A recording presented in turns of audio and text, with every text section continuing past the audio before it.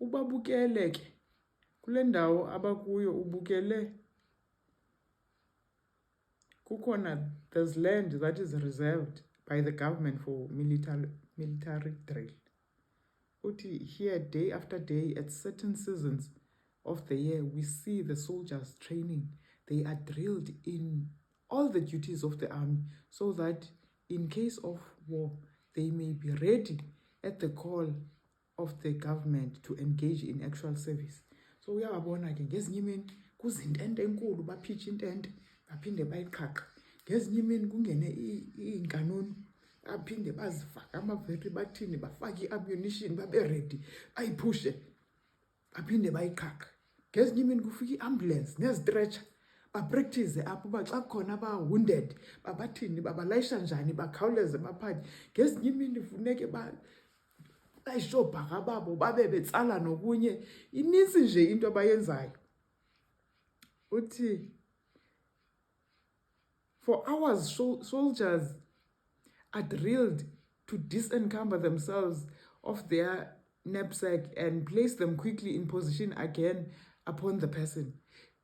They are taught how to stack their arms and how to seize them quickly. They are drilled in making a charge as against the enemy and are trained in all kinds of maneuvers. Azothi ke ngoku. And should those who are fighting the battle for Prince Emmanuel, Jesus Christ, Michael, be less earnest and painstaking in their preparation for the spiritual warfare? Those who engage in this great work must take part in the drill. Okwabo. They must educate themselves to obey before they are fitted to command. Even at this 11th hour, there should be decided advancement made in the matter of a special preparatory work. Eyalaphi system amajona khona hlala well trained. Xa kuthiwa kubo akukho mntu ozabe sithi akukho mntu ozabe jinxele siya khona. Thus is expected of us nathi esibizelwa back to war as amaKristu. Kwi-war yokuzomela icala likaKristu nomthetho kaThixo. Sifundile ngoku spiritual warfare uba silwa njani ngomthandazo. Many have forgotten their mandate to teach the world the law of God and to be a hospital for sinners instead of being hotels. Ayisezo zibhedlele zabantu abanezono aqonda uba sizofuna ukuphungula izono sicolelwe izono sibonise uba siphuma njani kuzo. And teach the world the law of God. Libalekile loo nto. Athi rise from domestic pettiness and prepare for what's coming ahead. Grow beyond temporal difficulty. There's eternity that we should be crying for. Until we get to heaven, get used to tribulations, to trials, to suffering, to difficulty. Ezo zinto zistrain lapho siya khona phambili. Uba mhla yaqala lempi yomhlaba wonke, kwathiwa kubo awuzuba nangxaki yokudethacha from your home and run. Because inhliziyo yakho ayikho kwezi zinto. Zizinto nje zoba sikwazi ukuphila, livelihood. Kodwa uba ngathiwa kuyiwe empini ngoku kubo uzawuyishiya yonke loo nto ngasemva kuba uyayazi uba this was not the end obubomi esiphila kubo apha. This was just means to the end. Besingekafiki apha. Apha besisathe nje ngecala. Siyadlula apha. It's a pity kuba ke u-EGW izinto zibhala kudala nge-1800s nento ba ke phumani kwi-big cities nihlale outside town. In first world countries dala baba neminyaka to prepare for that. And then there's Africa. I-country living ayikho possible for umntu wonke. cause neendaba zemihlaba eright ezinamanzi neentoni azikho easily available ngendlela esithanda ngayo, kuba ifuna umuntu well prepared financially indaba e-country living. Fencing iyodwa wenze sure uba ke akuzungena any animal.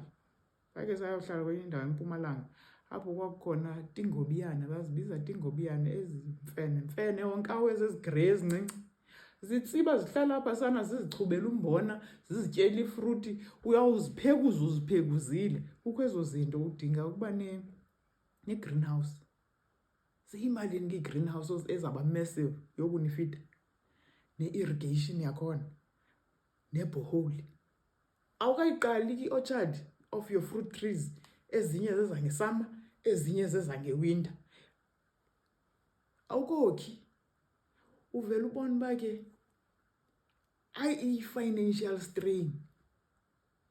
Okwazi ukuphuma kwi-cities aye kwi-small town akeyenze njalo, kuba sekukhona i-advantage of working from home. Okwazi umuva from small town aye kwi-country living makenze njalo. Kodwa i-reality yethu apha e-Africa is abanye bazaba yi-front line yakwi-cities because there's nowhere to go. Ideally, we would be working the cities from outside. Ufika usebenze ne-city njengo-Enoch, uphinde uphume ke uye and retire kwindawo yakho esecaleni phaa apho kungekho sixuku khona sabantu abaninzi. But ayizukwazi ukwenziwa ngumuntu wonke loo nto. Prepare ke kule ndawo kuyo ke abanye eChina, there are underground churches. Xa befunda yona le Bhayibhile esiyifundisayo apha, it is written, thus saith the Lord, bayabanjwe 3 years ejele, bafuyike bafundisana ukumemorize iBhayibhile. Bona sebafunda ukuyimemorize from Genesis to Revelation. Uba ke bafundisana yona le 3 years, kubo yi-blessing ukuye ejele. Abanye ke ufuneke bayofundisana sezijele ke in cities, it's okay. God is able to turn yona i-mess le into a blessing for others. It's okay, asinawumka sonke. Siyabizwa empini uyeza. Okanye safuna ukukhawuleza ugqibezele ezi. Ufuna ukukhawuleza ugqibezele ukukhulisa abantwana, ufuna ukukhawuleza ugqiba isikolo, ufuna ukukhawuleza ugqibe ukulobola, ufuna ukukhawuleza ugqibe yoba ufuna uthenga imoto, ufuna ukukhawuleza ugqibe yoba ufuna ukokha ekhaya, azizuphela. Enye into endiyicebise abantu mna, ebantwini abasafuna ukutshata bakhulise nabantwana, hayi hlalani kwi-cities guys, nikhulise abantwana. Kunzima ukuhlala kwi-country living ebantwini abakhulisa abantwana abancinci. It's not pap and flace laa nto. Tried and tested. I-possible xa usingle. Because ubulale iapile namhlanje, ulale iapile namhlanje, uvuke nge-raisins ngomso namanzi atshisayo uphunge zona, ngenye imini uthi i-peanuts, sandla se-peanuts iyaqhube, awubi nawari kuwe wedwa uba utya ntoni, noba utya into ebhadlileyo, noba utyanga into ebhadlileyo, noba imali ikhona, noba ayikho, ayinamsebenzi. Not abantwana, akungahlukunyezwa abantwana, please. Not abantwana. You need to plan it properly. If your plan is not doing the things that make the pots, yeke, hlala apho uzaba yi-front line yakwi-city. It's okay. It's okay. We are a third world country. Ezi ndaba zifika sikhuza sonke. Ezi ndaba zifika apha in this last 10 years. Sikhuza sonke. And kuzawuba nzima ukuyiprepare financially i-economy seyinje. Inyeke inje i-economy kwezi ntsuku. Kudura, akho nto engaduriyo. So ukuyoqala ngoku endaweni, but abazawuba nayo i-luxury yoba ke hayi siya afforda uba ke singazi sibe yi-group siyozithengela indawo sihlale apho nathi. Yenzani sure ukuba izikills zenu ziyacomplementala, because into yokuhlala country living, it's labor intensive. Can you imagine unguwe wedwa, ugule wena mntu, wena head of the family, ugule into ongayibonanga, circumstances beyond your control, ugule. imile indaba yokusebenza igadi nokuthini providing for your family because you-one. It's not practical if uzaba yi-one. Kanti if you group together, nazi into ba izaba yi-commune of abantu, sizawuncedisana noko, sizawukhelana izindlu ezifanayo. Kwayona loo nto, it needs money. I cannot comprehend it for abantu abamnyama mna loo nto. Sawukhelana izindlu ezilinganayo nje ezibasic, sibe ne-pool car yethu yokuya etown, oranya style kind of a thing. Asikwazi uzenza thina ezaa zinto. Umoya oyingcwele lapho uzawugayida khona uba ke sithini sami script Yesu. Kule war sithini sami script. Must I stay put here? Okanye must I move out? Uyawuzibuzela pha 12 midnight when you are submitting into ezicakileyo, report intoni, giving praises.